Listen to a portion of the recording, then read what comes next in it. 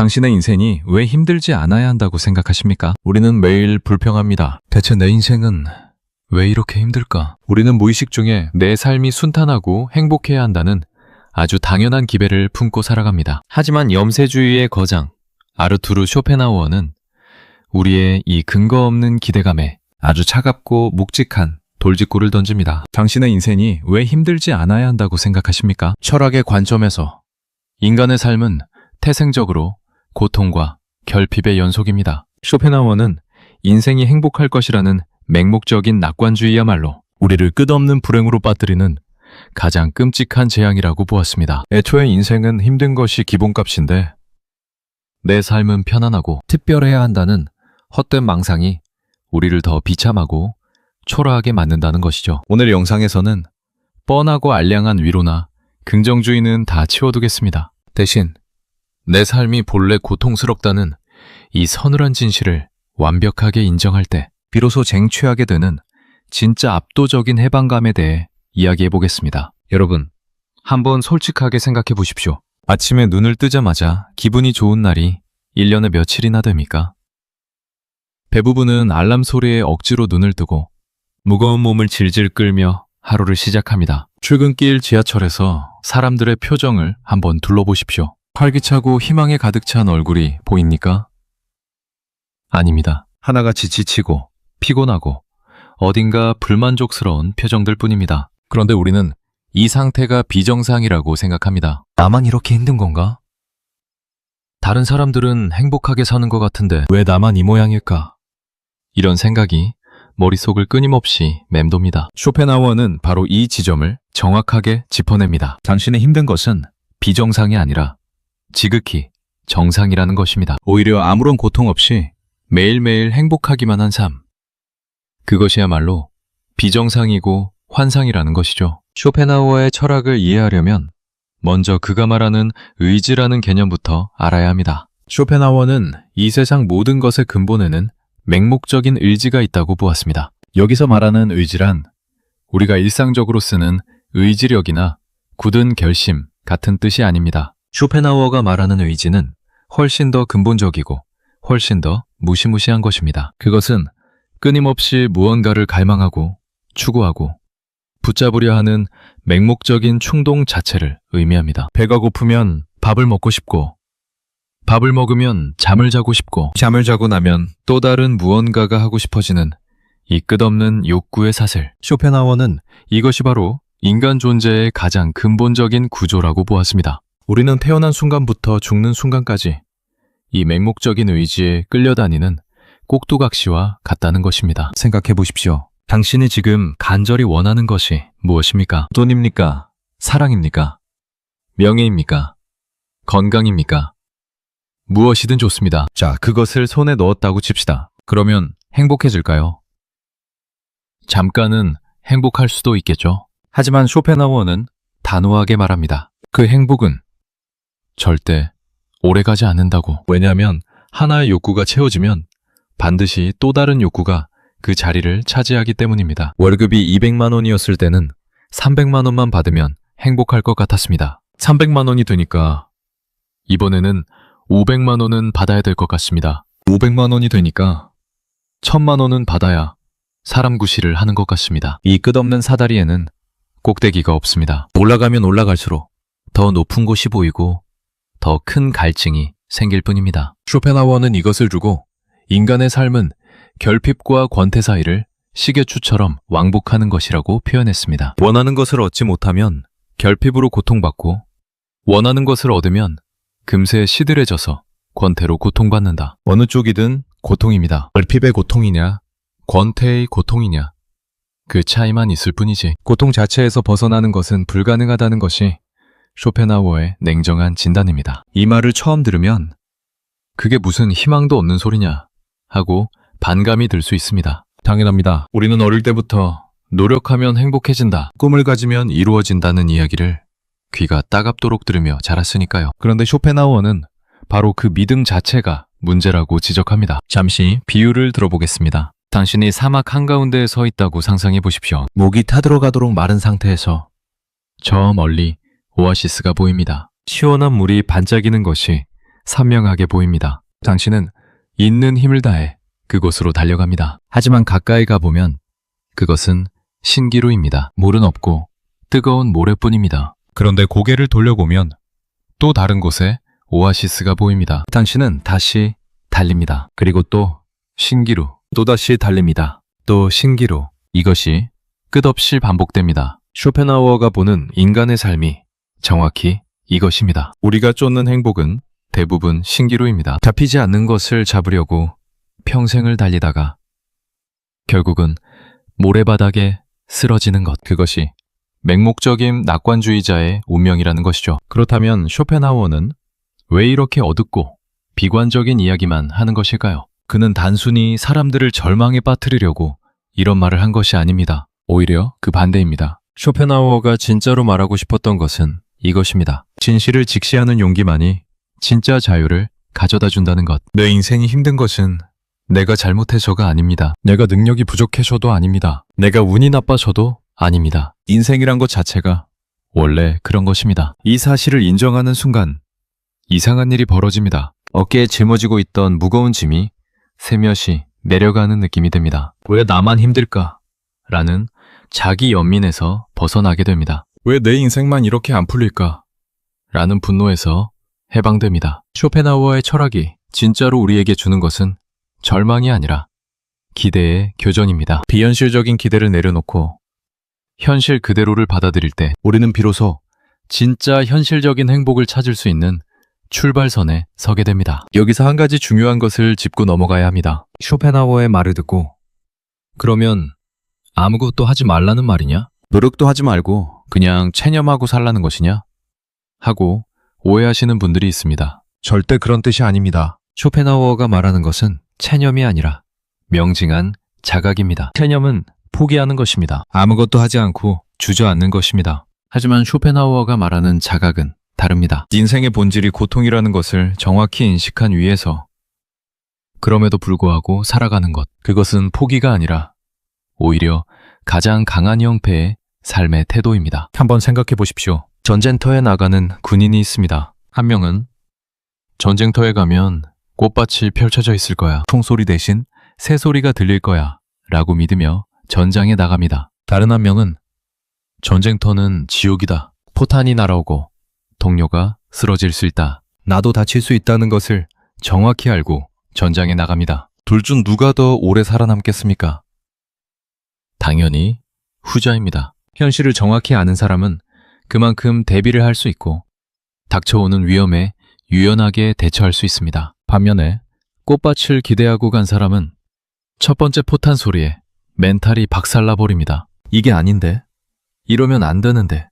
라며 공포에 질려 아무것도 하지 못하게 됩니다. 인생도 마찬가지입니다. 인생은 원래 힘들다는 것을 아는 사람과 모르는 사람의 차이는 하늘과 땅만큼 큽니다. 아는 사람은 힘든 일이 닥쳐도 그래, 이것도 인생의 일부지 라며 담담하게 대처합니다. 모르는 사람은 작은 어려움에도 왜 나한테만 이런 일이 생기는 거야? 라며 무너져 내립니다. 쇼펜하우어는 이런 맥락에서 아주 의미심장한 말을 남겼습니다. 행복은 원래 부정적인 성격을 띈다. 이게 무슨 뜻이냐면 행복이란 무언가를 얻었을 때 오는 것이 아니라 고통이 사라졌을 때 비로소 느껴지는 것이라는 뜻입니다. 예를 들어 보겠습니다. 치통으로 일주일을 고생한 사람이 드디어 치과에서 치료를 받고 통증이 사라졌습니다. 그 순간 느끼는 안도감, 그 편안함, 그것이 바로 쇼펜하우어가 말하는 행복의 본질입니다. 아프지 않다는 것, 그것만으로도 이미 엄청난 행복인데 우리는 그걸 모릅니다. 이가 안 아플 때는 이가 안 아프다는 사실 자체를 의식하지 못합니다. 그냥 당연하다고 생각합니다. 건강할 때 건강의 소중함을 모르고 가족이 곁에 있을 때 가족의 소중함을 모르고 평범한 일상을 보낼 때 그 평범함의 소중함을 모릅니다. 쇼펜하우어는 이것이야말로 인간의 가장 큰 어리석음이라고 보았습니다. 이미 가지고 있는 것의 가치를 알지 못하면서 가지지 못한 것만 쫓아다니는 것. 이것이 우리를 끝없이 불행하게 만드는 핵심 원인이라는 것이죠. 자, 여기서 잠시 쇼펜하우어의 개인적인 삶을 들여다보겠습니다. 사실 그의 철학을 제대로 이해하려면 그가 어떤 인생을 살았는지를 아는 것이 큰 도움이 됩니다. 쇼펜하우어는 1788년 독일 단치에서 태어났습니다. 아버지는 성공한 무역상이었고 어머니는 당시 꽤 유명한 소설가였습니다. 겉으로 보면 유복한 집안이었죠. 하지만 가정은 불행했습니다. 아버지는 우울증에 시달렸고 결국 쇼펜하우어가 17살 때 의문의 죽음을 맞이합니다. 자살로 추정되었죠. 어머니와의 관계도 끔찍했습니다. 어머니 요한나는 남편이 죽자마자 바이마르로 이사해서 화려한 사교 생활을 시작했고 아들과의 관계는 점점 냉랭해졌습니다. 결국 모자 간에는 돌이킬 수 없는 갈등이 생겼고 말년에는 거의 연락도 하지 않았다고 합니다. 쇼펜하우어는 평생 외로운 사람이었습니다. 결혼도 하지 않았고 친한 친구도 거의 없었습니다. 그의 유일한 동반자는 언제나 푸들이었습니다. 그는 푸들을 아트마라고 불렀는데 이것은 힌두교에서 영혼을 의미하는 말입니다. 인간보다 개가 더 진실된 동반자라고 여겼던 것이죠. 그의 학문적 인생도 순탄하지 않았습니다. 그의 대표작 의지와 표상으로서의 세계는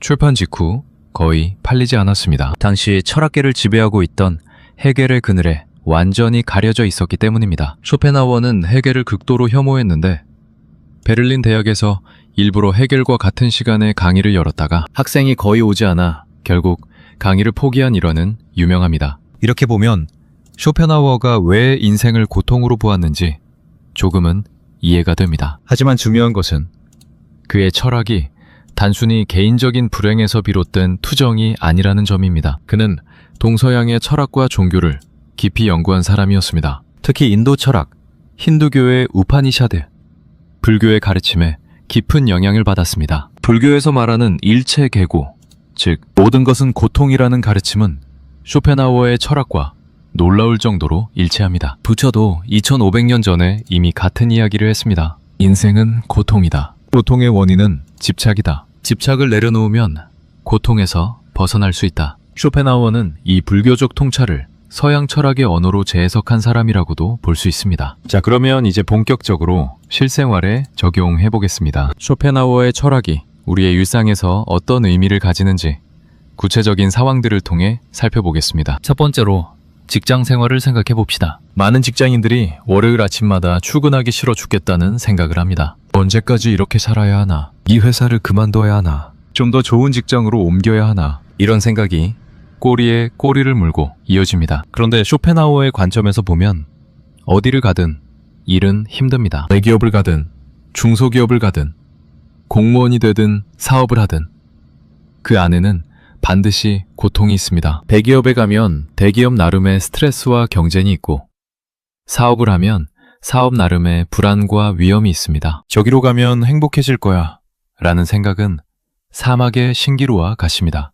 이걸 알면 역설적으로 지금 있는 자리에서 좀 더 단단해질 수 있습니다. 어디를 가든 힘든 건 마찬가지다. 그렇다면 지금 이 자리에서 내가 할 수 있는 최선을 다하자. 이것이 쇼펜하우어가 우리에게 알려주는 현실적인 지혜입니다. 풀밭이 더 푸른 곳을 찾아 끝없이 방황하는 대신 지금 내가 서 있는 풀밭에 물을 주는 것, 그것이 훨씬 현명한 선택입니다. 두 번째로 인간관계를 생각해 봅시다. 우리는 가족, 친구, 연인, 직장 동료 등 수많은 사람과 관계를 맺으며 살아갑니다. 그리고 이 관계에서 끊임없는 갈등과 상처를 경험합니다. 왜 저 사람은 나를 이해해 주지 않을까?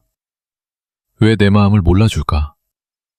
왜 나한테 그런 식으로 대할까? 쇼펜하우어는 인간관계에 대해서도 매우 날카로운 통찰을 가지고 있었습니다. 그는 유명한 고슴도치의 딜레마를 통해 인간관계의 본질을 설명했습니다. 추운 겨울날, 고슴도치 여러 마리가 서로의 체온을 나누려고 모여듭니다. 하지만 너무 가까이 다가가면 서로의 가시에 찔려 아픕니다. 그래서 멀어지면 이번에는 추위가 밀려옵니다. 다시 다가가면 또 가시에 찔립니다. 이렇게 다가가고 물러서기를 반복하다가 결국 적당한 거리를 찾게 됩니다. 가시에 찔리지도 않고 너무 춥지도 않은 그 미묘한 거리 말입니다. 쇼펜하우어는 인간관계가 바로 이 고슴도치와 같다고 보았습니다. 우리 모두에게는 가시가 있습니다. 이기심, 질투, 고집, 욕심, 편견, 이런 것들이 우리의 가시입니다. 완벽하게 서로를 이해하고 하나가 되는 관계는 존재하지 않습니다. 어떤 관계든 일정 수준의 마찰과 상처는 불가피합니다. 이것을 인정하면 상대방에 대한 비현실적인 기대에서 벗어날 수 있습니다. 왜 내 배우자는 나를 완전히 이해해주지 못할까? 이 질문 자체가 잘못된 것입니다. 어떤 사람도 다른 사람을 완전히 이해하는 것은 불가능합니다. 각자의 의식 속에 갇혀있는 우리는 타인의 내면을 온전히 들여다볼 수 없습니다. 쇼펜하우어의 관점에서 보면 완벽한 이해를 기대하는 것 자체가 고통의 원인입니다. 적당한 거리를 유지하면서 그 불완전한 관계 속에서도 따뜻함을 나누는 것, 그것이 인간관계에서 가능한 최선입니다. 세 번째로, 노후와 나이듦의 문제를 생각해 봅시다. 나이가 들면서 몸이 아프고 기억력이 떨어지고 활력이 사라지는 것을 경험하시는 분들이 많을 것입니다. 젊었을 때는 안 이랬는데, 예전에는 이 정도 일은 쉽게 했는데, 이런 비교가 우리를 더 우울하게 만듭니다. 하지만 쇼펜하우어는 나이듦에 대해서도 독특한 시각을 가지고 있었습니다. 그는 나이가 들수록 맹목적인 의지의 힘이 약해지고 그만큼 욕망의 사슬에서 조금씩 벗어나게 된다고 보았습니다. 젊었을 때는 온갖 욕망에 휩쓸려 정신없이 달리느라 삶을 제대로 바라보지 못했지만 나이가 들면서 그 광풍이 잦아들고 비로소 삶을 좀 더 차분하게 조망할 수 있게 된다는 것입니다. 생각해보면 젊었을 때 우리를 미치도록 괴롭혔던 것들이 지금은 별것 아니게 느껴지는 경험을 하신 적이 있을 것입니다. 20살 때 연애 상대에게 차여서 세상이 무너지는 것 같았던 그 고통이 지금 돌아보면 어떻습니까? 웃음이 나올 정도로 별것 아닌 일이 되어 있지 않습니까? 30살 때 승진에서 탈락해서 인생이 끝난 것 같았던 그 좌절이 지금은 어떻습니까? 나이가 주는 가장 큰 선물은 바로 이 관조의 능력입니다. 쇼펜하우어는 이것을 매우 높이 평가했습니다. 욕망의 태풍에서 한 걸음 물러나 삶을 조용히 바라보는 것. 그것은 젊었을 때는 불가능했던 나이만이 줄 수 있는 특권이라는 것이죠. 네 번째로, 비교의 문제를 생각해 봅시다. 현대사회에서 우리를 가장 괴롭히는 것 중 하나가 남들과의 비교입니다. 소셜미디어가 이것을 극단적으로 악화시켰죠. 인스타그램을 열면 친구는 해외여행을 가고 있고 지인은 새 차를 뽑았고 동창은 아이를 명문학교에 보냈습니다. 나만 제자리인 것 같습니다. 나만 뒤처진 것 같습니다. 쇼펜하우어는 비교에 대해서 이렇게 말합니다. 다른 사람의 행복은 당신 눈에 보이는 것의 절반도 되지 않는다고. 사람들은 자기의 고통은 숨기고 행복만 과시하는 경향이 있습니다. 당신이 부러워하는 그 사람도 문을 닫으면 자기만의 지옥 속에서 신음하고 있을 가능성이 높습니다. 겉으로 보이는 화려한 삶 뒤에는 당신이 상상도 못할 고통이 숨어 있을 수 있습니다. 쇼펜하우어는 이런 맥락에서 부러움은 인간의 가장 어리석은 감정이라고 말합니다. 왜냐하면 부러움은 정확한 정보 없이 겉으로 보이는 단편적인 모습만 보고 판단하는 것이기 때문입니다. 만약 부러워하는 그 사람의 삶을 통째로 고통까지 포함해서 받아들여야 한다면 과연 그래도 부럽겠습니까? 그 사람의 병도, 그 사람의 가정 불화도, 그 사람의 불면증도, 그 사람의 외로움도 전부 다 가져야 한다면 아마 대부분의 사람들은 차라리 내 인생이 낫겠다고 할 것입니다. 다섯 번째로, 고통의 의미에 대해 더 깊이 들어가 보겠습니다. 쇼펜하우어는 고통이 단순히 나쁜 것이 아니라 인간을 성장시키는 유일한 동력이라고도 보았습니다. 편안하고 안락한 환경에서는 인간은 나태해지고 둔감해지고 결국 썩어갑니다. 고통이 있기 때문에 우리는 생각하게 되고 반성하게 되고 더 나은 방향을 모색하게 됩니다.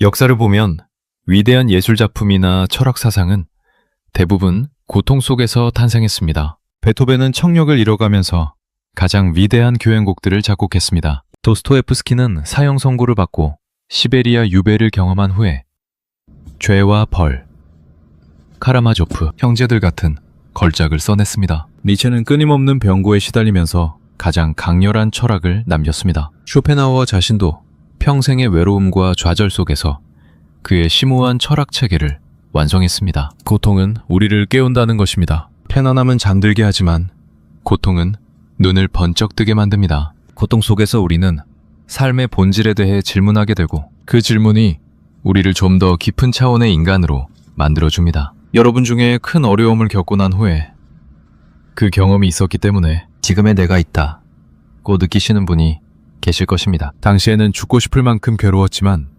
돌이켜보면 그 고통이 나를 성장시켰다는 것을 알게 되는 순간, 쇼펜하우어는 그 깨달음이야말로 삶에서 가장 귀한 보석이라고 말합니다. 여섯 번째로 동정심과 연대에 대해 이야기해 보겠습니다. 쇼펜하우어는 냉정한 염세주의자로만 알려져 있지만 사실 그의 윤리학의 핵심은 동정심 또는 공감입니다. 그는 모든 존재는 본질적으로 같은 의지의 표현이라고 보았습니다. 당신이 느끼는 고통과 내가 느끼는 고통은 본질적으로 같은 것이라는 거죠. 이 통찰에서 아주 중요한 윤리적 결론이 나옵니다. 다른 사람의 고통을 나의 고통처럼 느끼는 것, 즉 동정심이야말로 도덕의 유일한 토대라는 것입니다. 쇼펜하우어에 따르면 이성이나 의무감에서 나오는 도덕은 피상적이고 불안정합니다. 진짜 도덕은 타인의 고통에 대한 깊은 공감에서만 나올 수 있습니다. 이것은 우리의 일상에서도 매우 중요한 의미를 갖습니다. 내가 힘들다는 것을 인정하면 다른 사람도 힘들다는 것을 이해할 수 있게 됩니다. 내 인생이 힘든 것처럼 저 사람의 인생도 힘들겠구나. 이 간단한 깨달음이 인간관계를 근본적으로 변화시킬 수 있습니다. 길에서 무례하게 구는 사람을 만났을 때 저 사람도 지금 자기만의 고통과 싸우고 있는 중이겠지라고 생각할 수 있다면 분노 대신 이해가 자리 잡게 됩니다. 가족이 나에게 상처되는 말을 했을 때 저 사람도 자기 안의 고통을 감당하지 못해서 저런 거겠지 라고 생각할 수 있다면 원망 대신 연민이 피어오를 수 있습니다. 쇼펜하우어는 이 공감 능력이야말로 인간이 가진 가장 고귀한 능력이라고 보았습니다. 그리고 이 공감은 삶이 고통이라는 진실을 인정할 때 비로소 발동됩니다. 내가 고통받아 본 적이 없는 사람은 남의 고통을 진정으로 이해할 수 없습니다. 역설적이지만 고통의 경험이 우리를 더 따뜻한 인간으로 만드는 것입니다. 일곱 번째로 예술의 역할에 대해 이야기하겠습니다. 쇼펜하우어는 예술을 매우 특별하게 바라보았습니다. 앞서 말했듯이 인간은 맹목적인 의지에 의해 끊임없이 욕망하고 고통받는 존재입니다. 그런데 쇼펜하우어는 이 고통의 사슬에서 잠시나마 벗어날 수 있는 방법이 있다고 말합니다. 그것이 바로 예술의 감상입니다. 아름다운 음악을 듣거나 훌륭한 그림을 바라보거나 감동적인 문학작품을 읽을 때 우리는 잠시 동안 자기 자신을 잊습니다. 나의 욕망, 나의 걱정, 나의 고통을 잊고 순수하게 아름다움 그 자체에 몰입하는 순간이 찾아옵니다. 쇼펜하우어는 이 순간이야말로 인간이 경험할 수 있는 가장 순수한 형태의 평화라고 보았습니다. 특히 쇼펜하우어는 음악을 모든 예술 중에서 가장 높은 위치에 놓았습니다. 다른 예술이 의지의 간접적인 표현이라면 음악은 의지 그 자체를 직접적으로 표현하는 유일한 예술이라고 보았기 때문입니다. 좋은 음악을 들을 때 말로 설명할 수 없는 깊은 감동이 밀려오는 것, 그것은 음악이 우리 존재의 가장 깊은 곳에 직접 닿기 때문이라는 것이죠. 나이가 들수록 좋은 음악을 듣고 좋은 책을 읽고 아름다운 풍경을 바라보는 시간을 늘려야 한다고 쇼펜하우어는 말합니다. 그것은 단순한 취미 활동이 아니라 고통스러운 삶에서 잠시나마 쉼을 얻는 영혼의 피난처이기 때문입니다. 여덟 번째로 쇼펜하우어가 말하는 고독의 가치에 대해 생각해 보겠습니다. 현대사회는 끊임없이 연결되고 소통하라고 강요합니다. 혼자 있으면 외톨이처럼 느껴지고 소셜미디어에서 활발하지 않으면 세상에서 뒤처지는 것 같은 불안감이 엄습합니다. 하지만 쇼펜하우어는 고독을 매우 긍정적으로 평가한 사람입니다. 그는 평범한 사람은 사교를 통해 시간을 보내려 하지만 뛰어난 사람은 시간을 보내는 것을 피하려 한다고 말했습니다. 이 말은 단순히 다른 사람을 무시하라는 뜻이 아닙니다. 혼자 있는 시간의 가치를 알아야 한다는 뜻입니다. 혼자 있을 때 비로소 자기 자신과 대화할 수 있습니다. 혼자 있을 때 비로소 삶에 대해 깊이 생각할 수 있습니다. 혼자 있을 때 비로소 내면의 목소리를 들을 수 있습니다. 쇼펜하우어에 따르면 이 고독의 시간이야말로 진정한 자기 자신을 만나는 유일한 통로입니다. 물론 이것은 사람과의 관계를 완전히 끊으라는 뜻이 아닙니다. 앞서 말한 고슴도치의 비유처럼 적절한 거리를 유지하면서 의미 있는 관계를 맺되 혼자만의 시간도 소중히 여기라는 것입니다. 특히 나이가 들면서 주변 사람들이 하나둘 곁을 떠나고 자녀들도 독립하여 떠나고 점점 혼자 있는 시간이 많아질 때 이 고독을 적이 아닌 친구로 받아들일 수 있는 사람은 훨씬 평온한 노후를 보낼 수 있습니다. 고독 속에서 좋은 책을 읽고 음악을 듣고 산책을 하고 자연을 바라보며 사색하는 시간. 쇼펜하우어는 이것이야말로 인간이 누릴 수 있는 가장 고급한 형태의 행복이라고 말합니다. 세상의 소음에서 벗어나 자기 내면의 풍요로움과 마주하는 시간. 그것은 돈으로 살 수 없고 명예로 대체할 수 없는 것입니다. 9번째로 쇼펜하우어의 실천적 지혜에 대해 이야기해 보겠습니다. 쇼펜하우어는 염세주의자였지만 동시에 매우 실용적인 사람이기도 했습니다. 그는 처세술의 지혜라는 책에서 일상생활에 적용할 수 있는 수많은 실천적 조언을 남겼습니다. 그중 하나가 현재를 소중히 여기라는 것입니다. 우리는 과거를 후회하거나 미래를 걱정하느라 현재를 놓치는 경우가 너무 많습니다. 그때 다른 선택을 했더라면 하는 과거에 대한 미련, 앞으로 어떻게 될까 하는 미래에 대한 불안, 이 두 가지가 우리의 현재를 갉아먹습니다. 쇼펜하우어는 말합니다. 과거는 이미 지나갔고 미래는 아직 오지 않았다. 확실하게 존재하는 것은 오직 지금 이 순간뿐이다. 그런데 우리는 이 확실한 현재를 불확실한 과거와 미래에 팔아넘기고 있다는 것이죠. 오늘 아침 먹은 밥이 맛있었습니까? 오늘 하늘이 맑았습니까? 오늘 누군가 당신에게 미소를 지어주었습니까? 이런 작은 것들이 모여 현재를 이루고 현재가 모여 인생을 이룹니다. 대단한 것을 성취해야만 행복한 것이 아닙니다. 지금 이 순간 숨 쉬고 있는 것만으로도 이미 무언가를 가지고 있는 것입니다. 10번째로 쇼펜하우어의 자기 자신에 대한 가르침을 생각해 보겠습니다. 쇼펜하우어는 행복의 3가지 원천을 이야기하면서 첫 번째를 자기 자신이 무엇인가, 두 번째를 자기가 무엇을 가지고 있는가, 세 번째를 타인에게 어떻게 보이는가로 분류했습니다. 그리고 이 중에서 첫 번째가 압도적으로 중요하다고 강조했습니다. 자기 자신이 무엇인가, 즉 내면의 풍요로움, 정신적 능력, 성격의 깊이, 건강 상태, 이런 것들이 행복의 가장 큰 원천이라는 것입니다. 재산이 아무리 많아도 내면이 텅 비어 있으면 그 재산으로 할 수 있는 것은 쾌락뿐이고, 쾌락은 금방 시들어 권태로 변합니다. 다른 사람에게 아무리 좋은 평가를 받아도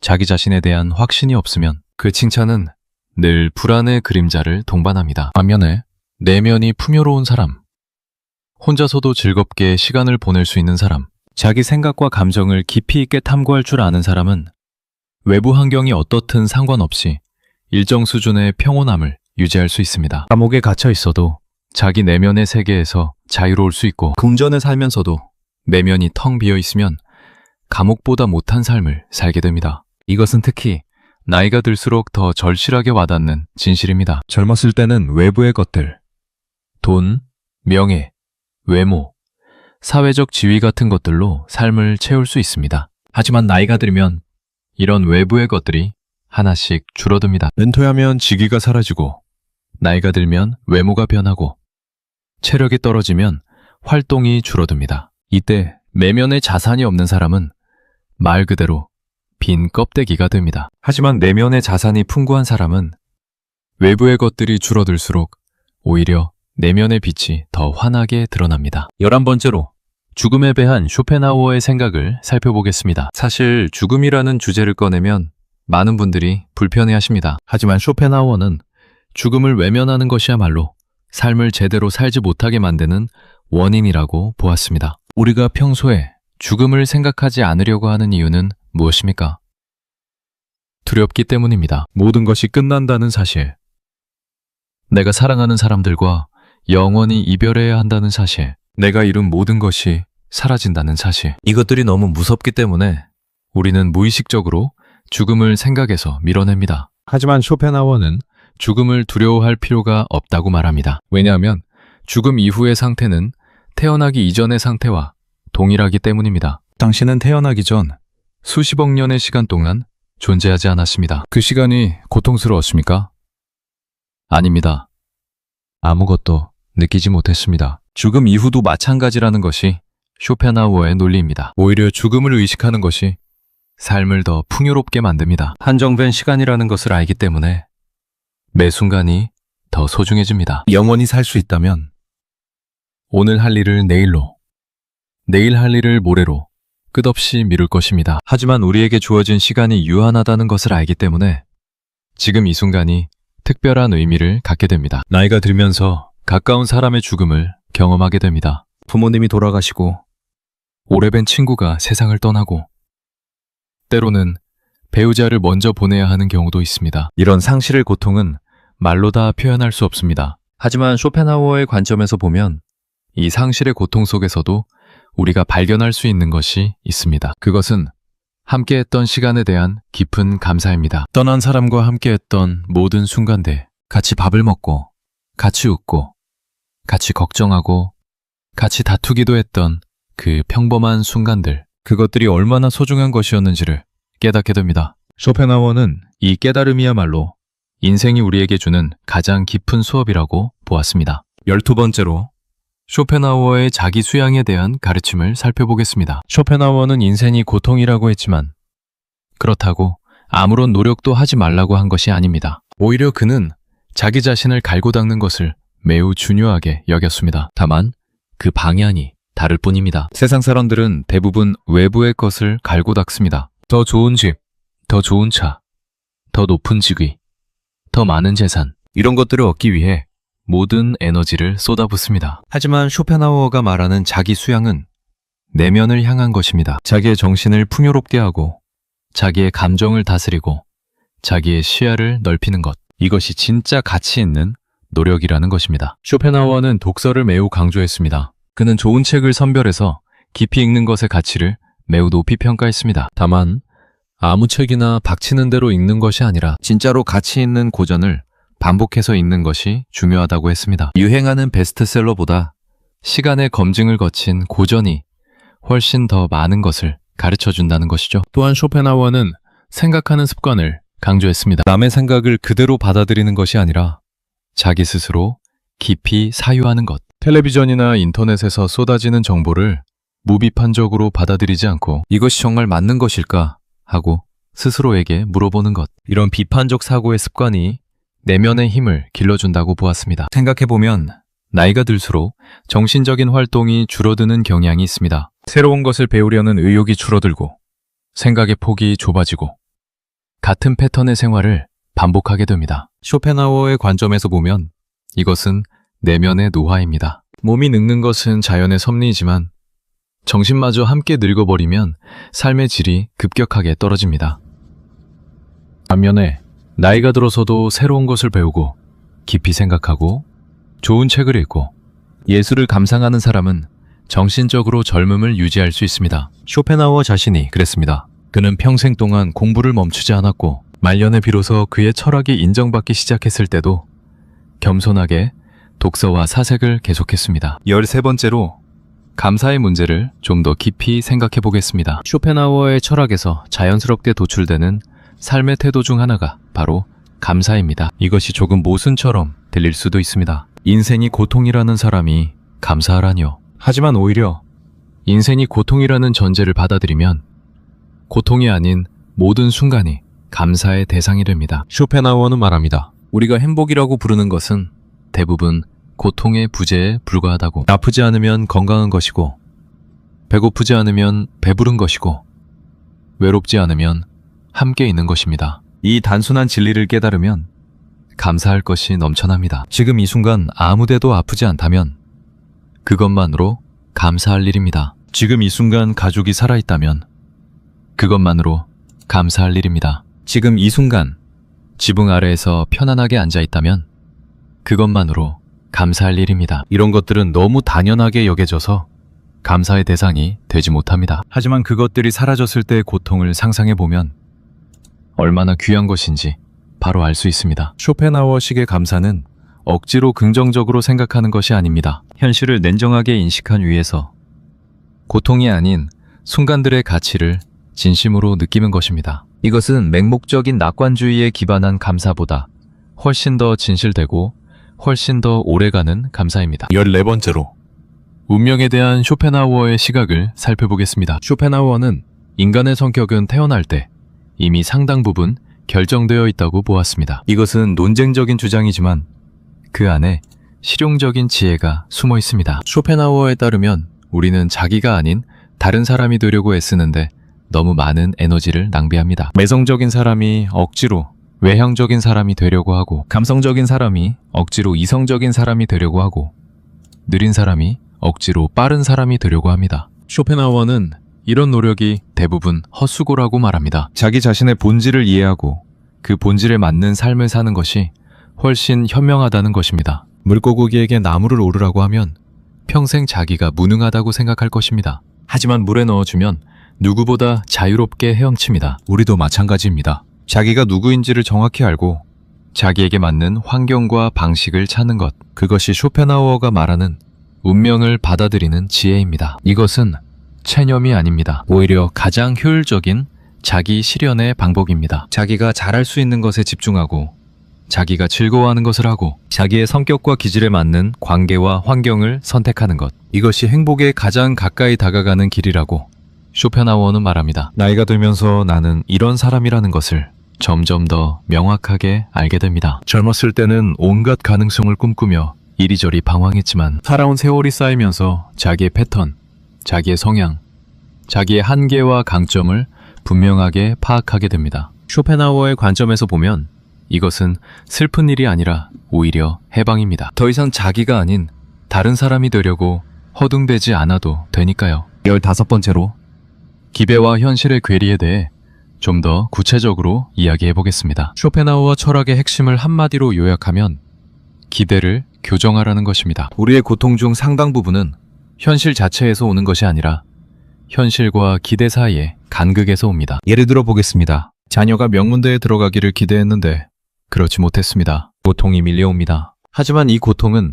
자녀의 대학 때문이 아니라 명문대에 가야 한다는 기대 때문입니다. 만약 처음부터 자녀가 건강하게 자라서 자기 적성에 맞는 길을 찾으면 된다는 기대를 가지고 있었다면 같은 상황에서도 고통의 크기가 전혀 다릅니다. 은퇴 후의 삶도 마찬가지입니다. 은퇴하면 편안하고 여유로운 생활을 할 수 있을 거라고 기대했는데 실제로 은퇴하니까 무료하고 외롭고 경제적으로도 빠듯합니다. 이 고통은 은퇴 때문이 아니라 은퇴에 대한 비현실적 기대 때문입니다. 쇼펜하우어는 이런 기대의 교정을 삶의 지혜의 핵심이라고 보았습니다. 기대를 낮추라는 것이 꿈을 포기하라는 뜻이 아닙니다. 기대의 방향을 바꾸라는 것입니다. 외부의 결과에 대한 기대를 줄이고 자기 내면의 상태에 대한 관심을 높이라는 것입니다. 좋은 결과가 나올 거야가 아니라 어떤 결과가 나오든 나는 그것을 감당할 수 있다로 바꾸는 것. 행복한 일이 생길 거야가 아니라 어떤 일이 생기든 그 안에서 의미를 찾을 수 있다로 바꾸는 것. 이것이 쇼펜하우어가 말하는 기대의 교정입니다. 이렇게 기대를 교정하면 같은 현실도 완전히 다르게 보입니다. 작은 것에도 기쁨을 느낄 수 있게 되고 큰 어려움 앞에서도 무너지지 않을 수 있게 됩니다. 이것이 바로 쇼펜하우어의 영세주의가 우리에게 주는 역설적인 낙관주의입니다. 최악을 인정함으로써 최선을 이끌어내는 것, 바닥을 받아들임으로써 그 위에 단단한 집을 짓는 것. 16번째로 쇼펜하우어가 강조한 건강의 문제를 짚어보겠습니다. 쇼펜하우어는 건강이야말로 행복의 가장 기본적인 조건이라고 했습니다. 아무리 많은 재산을 가지고 있어도 아무리 높은 명예를 누리고 있어도 몸이 아프면 그 모든 것이 의미를 잃는다는 것입니다. 왕이 병에 걸리면 거지만도 못한 삶을 살게 된다고 쇼펜하우어는 단적으로 표현했습니다. 그래서 쇼펜하우어는 건강을 지키는 것을 삶에서 최우선 과제로 삼아야 한다고 강조했습니다. 규칙적인 생활, 적절한 운동, 절제 있는 식생활, 이런 평범하고 소소한 습관들이 실은 인생에서 가장 가치 있는 투자라는 것입니다. 돈을 벌기 위해 건강을 해치는 사람은 결국 번 돈을 건강을 되찾기 위해 쓰게 된다는 아이러니를 쇼펜하우어는 날카롭게 지적합니다. 특히 나이가 들수록 건강의 가치는 더욱 절실하게 다가옵니다. 젊었을 때는 건강이 공기처럼 당연한 것이었지만 여기저기 아프기 시작하면 비로소 그 소중함을 뼈저리게 느끼게 됩니다. 쇼펜하우어의 관점에서 보면 건강할 때 건강의 소중함을 아는 것이야말로 지혜의 시작입니다. 잃고 나서야 깨닫는 것은 누구나 할 수 있지만 가지고 있을 때 그 가치를 아는 것은 현자만이 할 수 있는 일입니다. 자, 이제 마지막으로 이 모든 이야기를 정리해 보겠습니다. 쇼펜하우어는 당신의 인생이 왜 힘들지 않아야 한다고 생각하십니까?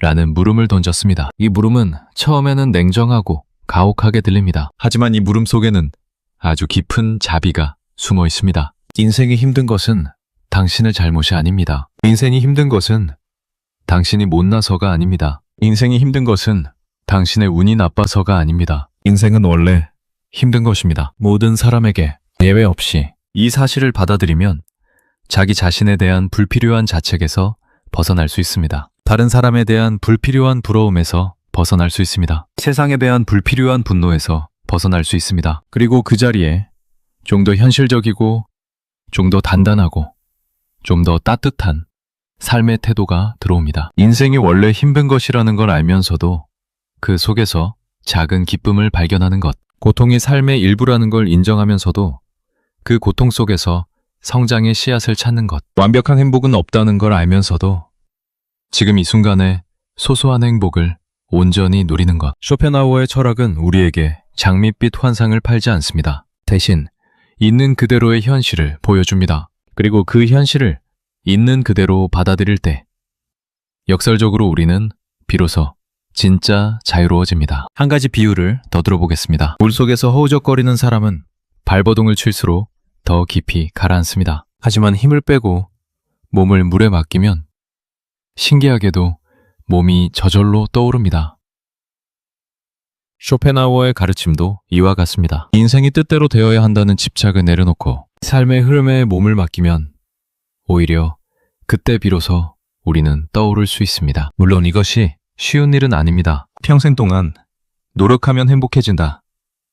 긍정적으로 살면 좋은 일이 생긴다는 믿음에 세뇌되어 온 우리에게 인생은 원래 고통이다 라는 말을 받아들이는 것은 큰 용기가 필요한 일입니다. 하지만 한번 시도해 보십시오. 오늘 하루 아무 일도 기대하지 마십시오. 오늘은 좋은 일이 생길 거야 라는 기대를 잠시 내려놓아 보십시오. 그냥 하루를 살아보십시오. 힘든 일이 오면 그래, 이것도 인생이지 하고 담담하게 받아들이고 좋은 일이 오면 아, 뜻밖의 선물이네 하고 감사하게 받아보십시오. 이것이 쇼펜하우어가 우리에게 알려주는 진짜 삶의 기술입니다. 기배를 낮추면 실망이 줄어들고 실망이 줄어들면 마음이 편해지고 마음이 편해지면 작은 것에도 감사하게 됩니다. 이 단순한 공식이 복잡한 자기계발서 수백 권보다 더 강력합니다. 사실 이 가르침은 쇼펜하우어만의 것이 아닙니다. 동양에서는 이미 수천 년 전부터 비슷한 이야기를 해왔습니다. 불교의 재행무상,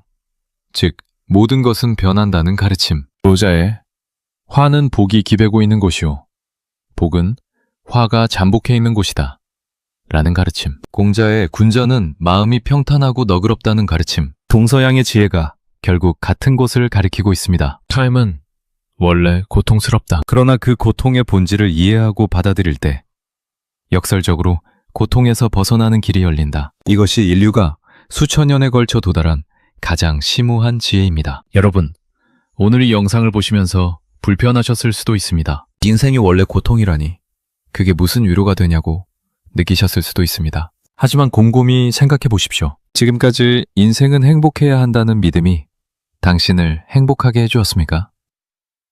그 믿음이 당신에게 평화를 가져다 주었습니까? 오히려 그 믿음 때문에 현실과 이상의 괴리 사이에서 더 많이 괴로워하지 않았습니까? 쇼펜하우어의 메시지는 절망이 아닙니다. 그것은 해방입니다. 행복해야 한다는 압박에서의 해방, 성공해야 한다는 강박에서의 해방, 남들보다 나아야 한다는 비교에서의 해방. 이 모든 짐을 내려놓을 때 비로소 당신은 가벼운 발걸음으로 남은 인생을 걸어갈 수 있습니다. 마지막으로 쇼펜하우어의 한마디를 전하며 이 영상을 마무리하겠습니다. 인생의 처음 40년은 본문을 제공하고 나머지 30년은 그것에 대한 주석을 제공한다. 우리는 인생의 전반부에서 온갖 경험을 하고 온갖 실수를 하고 온갖 고통을 겪습니다. 그리고 후반부에서 그 경험의 의미를 비로소 이해하게 됩니다. 당신이 지금까지 겪어온 모든 고통에는 의미가 있습니다. 그것은 당신을 좀 더 깊고 좀 더 넓고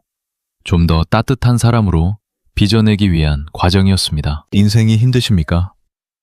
그것은 당신이 살아있다는 증거입니다. 살아있는 한 고통은 피할 수 없습니다. 하지만 그 고통의 의미를 이해하는 것, 그것은 온전히 당신의 선택입니다. 오늘부터 한번 시도해 보십시오. 인생은 원래 힘든 거다 라는 이 단순한 진실을 받아들여 보십시오. 그리고 그 위에서 당신만의 평화를 찾아보십시오. 쇼펜하우어가 사막의 신기루 대신 우리에게 보여주려 했던 것은 사실 사막 그 자체의 아름다움이었는지도 모릅니다. 뜨거운 모래 위로 펼쳐지는 끝없는 지평선. 밤이 되면 쏟아지는 별대. 바람이 만들어내는 모래 언덕의 곡선. 신기루를 쫓느라 바빠서 미처 보지 못했던 사막의 진짜 풍경. 그것을 볼 수 있는 눈을 갖는 것. 그것이 쇼펜하우어가 우리에게 남긴 가장 소중한 유산입니다. 여러분의 인생에 진짜 평화가 깃들기를 바랍니다. 거짓된 희망이 아닌 단단한 현실 위에 세워진 진짜 평화. 그것을 여러분 모두가 찾으시길 진심으로 바랍니다. 오늘도 영상을 끝까지 봐주셔서 감사합니다.